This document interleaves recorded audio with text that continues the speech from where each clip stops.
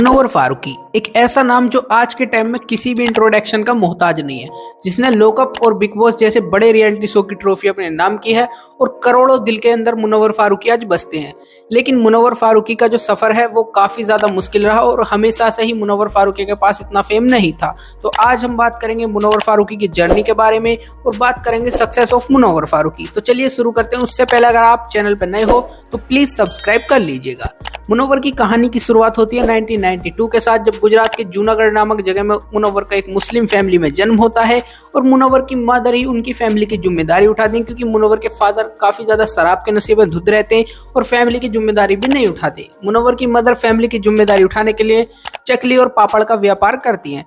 लेकिन जब कुछ समय बाद मुनव्वर भी बड़े होते हैं तो वो भी अपनी माँ का हाथ बटाने के लिए चकली और पापड़ के काम को आगे बढ़ाते हैं। लेकिन कुछ सालों बाद मुनव्वर की जिंदगी में एक बहुत बड़ा दिन आता है 2002 का, जब गुजरात में दंगे होते हैं और उस दंगे में मुनव्वर अपनी लाइफ के कई बड़े अहम लोगों को खो देते हैं, यानी अपनी फैमिली मेंबर को खो देते हैं हिंदू मुसलमान वाले दंगों में। लेकिन उसके बाद भी मुनव्वर को चैन नहीं मिलता लाइफ में और काफी ज्यादा स्ट्रगल करते हैं मुनव्वर। स्ट्रगल का कारण सिर्फ इतना होता है कि मुनव्वर की माँ जो चकली पापड़ का काम करती है वो सही से नहीं चल पाता और मुनव्वर की माँ उस बीच 3,500 रुपए किसी से उधार ले लेती है और वो बंदा मुनव्वर की माँ को घर पर आके काफी ज्यादा टॉर्चर करता है 3,500 रुपए के लिए और काफी ज्यादा परेशान करता है। इसे देखने के बाद मुनव्वर काफी ज्यादा परेशान रहते हैं और मुनव्वर सोचते हैं ये सब कब ठीक होगा। लेकिन मुनव्वर के फादर को इस चीज से कोई मतलब नहीं होता, वो कुछ भी नहीं कमाते और कमाते भी तो सिर्फ अपना पैसा अपने पास ही रखते, मुनव्वर को नहीं देते, नहीं मुनव्वर की माँ को देते। ये देख के भी मुनव्वर काफी ज्यादा अपसेट रहते हैं। लेकिन यहाँ तक तो ठीक था। मुनव्वर की लाइफ में सबसे बड़ा दिन उस दिन आता है 2007 में 2007 में, जब रात में मुनव्वर की माँ तेजाब पीकर सुसाइड अटेम्प्ट कर लेती है और मुनव्वर की माँ की सुसाइड भी हो जाती है, यानी एक्सपायर हो जाती है मुनव्वर की माँ। और उस दिन के लिए मुनव्वर आज भी अपने आप को ही जिम्मेदार मानते हैं। मुनव्वर बताते हैं, मैं रोज रात को अपनी माँ के पास सोता था, लेकिन जिस दिन मेरी माँ ने सुसाइड किया उस दिन मैं अपनी माँ के पास नहीं सोया और अपनी दादी के पास सो गया था।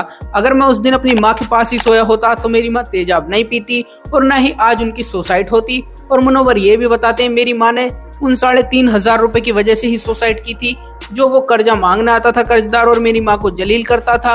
और मेरी माँ के पास पैसे नहीं होने की वजह से मेरी माँ काफी ज्यादा चिंतित रहती थी। लेकिन मुनव्वर कहते हैं, आज मैं कितने भी करोड़ों रुपए कमा लूं, कितनी गाड़ी बंगले घर कमा लूं, लेकिन उन 3,500 रुपए को कभी नहीं कमा पाऊंगा। और मुनव्वर की माँ को फैमिली मेंबर की तरफ से भी काफी ज्यादा टॉर्चर किया जाता था। जो मुनव्वर के फादर के फैमिली मेंबर थे वो उनकी माँ को काफी ज्यादा टॉर्चर करते थे और ये देखकर मुनव्वर काफी ज्यादा डिप्रेशन में भी जाने लगे थे अपनी माँ के साथ साथ। लेकिन उसके बाद जब मुनव्वर की मदर एक्सपायर हो जाती हैं तो मुनव्वर के पापा उन्हें लेकर और उनके भाई बहनों को लेकर मुंबई आ जाते हैं, डोंगरी शिफ्ट हो जाते हैं। कुछ समय तक मुनव्वर के फादर काम करते हैं, लेकिन उसके बाद मुनव्वर के फादर की सडनली अचानक से तबीयत खराब हो जाती है तो वो काम पे नहीं जा पाते। फिर सारे घर की जिम्मेदारी सिर्फ और सिर्फ मुनव्वर पर आ जाती है, क्योंकि घर में सबसे बड़े मुनव्वर फारूकी ही थे। तो वो घर की जिम्मेदारी निभाने के लिए कभी किसी रेस्टोरेंट में वेटर की जॉब करते हैं, तो कभी कहीं सेलिंग का काम करते हैं, कपड़े सेल करते हैं किसी दुकान पर, एग्जैक्ट्रा कुछ ना कुछ करके मुनव्वर अपनी फैमिली का खर्चा उठाने की कोशिश करते हैं।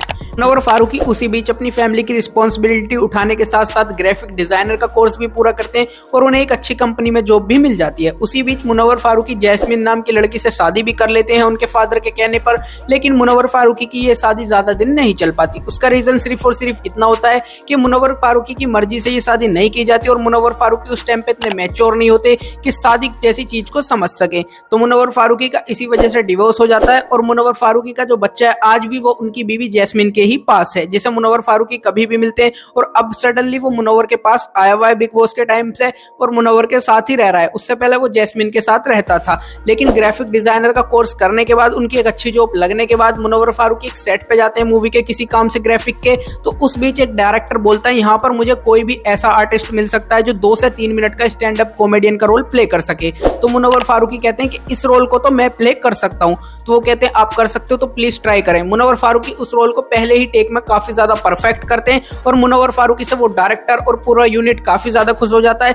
और ये बात मुनव्वर फारूकी अपने फादर को आके घर पे बताते हैं कि ऐसा ऐसा हुआ था। उसके बाद उनके फादर भी काफी ज्यादा खुश होते हैं। फिर धीरे धीरे मुनव्वर फारूकी पार्ट टाइम में कॉमेडियन ट्राई करते हैं और उनकी कॉमेडी काफी ज्यादा बेहतरीन चलती है और मुनव्वर फारूकी एक यूट्यूब चैनल भी खोलते हैं जो कि उनका काफी ज्यादा ग्रो हो जाता है। फिर उनके फादर कहते हैं अब तुम फुल टाइम में यही काम करने लगो और अपने ग्राफिक डिजाइनर का कोर्स को छोड़ दो।